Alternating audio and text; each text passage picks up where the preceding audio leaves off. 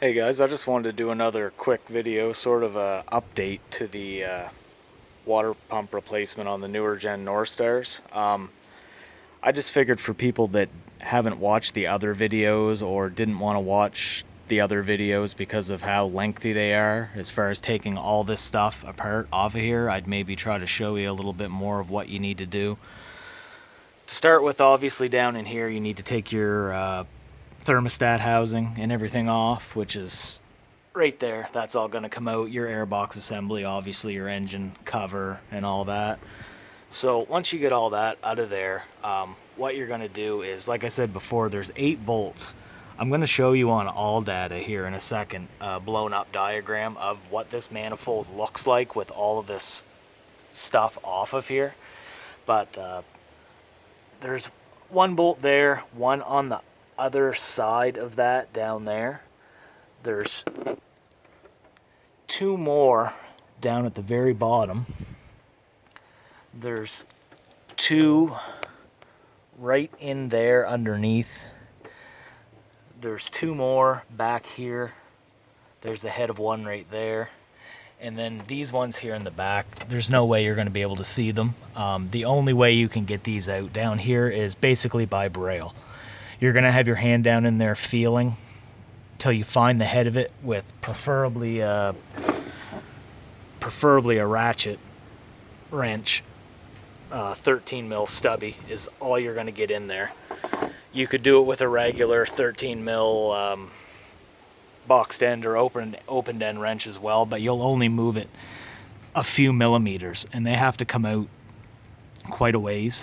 So, you know, with a ratchet wrench, it's obviously going to come a lot faster. But like I said, they say, all data says, all the forums say the throttle body, like I said before, fuel rail, master cylinder, EGR at the very back, the EGR tube, they say all that has to come out. The wiring harness has to come unconnected and back to be able to take this entire manifold completely out of the car to get the pump out of there. But like I said, it's the thermostat housing, you get that out, you get the airbox out, your plenum tube going from the airbox and everything.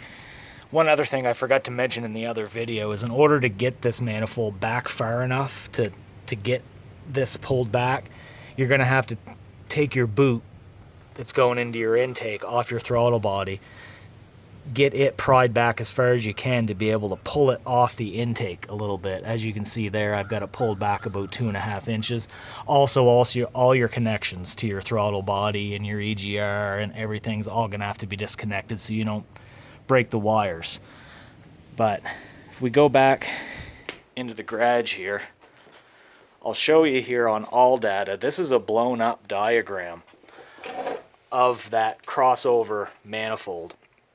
And you can see here that there's your throttle body. Here's where all your holes are. Here's your pump right here on this end, obviously. You've got 2 down there at the bottom. Then you've got those two, and these are the 2 that are at the back by the firewall, way down deep by the transmission. Like I said, it's pretty near impossible to see them, but you'll have to get your hand down in there with the wrench, and you can, by braille, you can feel where they are and very time consumingly back them out of there. But that's just basically a better diagram of that. If we go back to let me see here, to the water pump category and water pump replacement, go down to this image here. Let me just get that a little bit bigger for you guys to see here.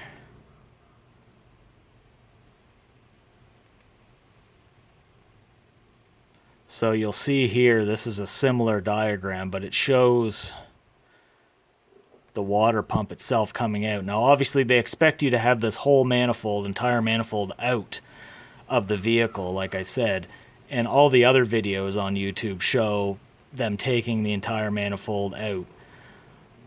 This job in and of itself is a nightmare. Even doing it the way I did it is a complete nightmare, but it's just a better way to do it, I guess.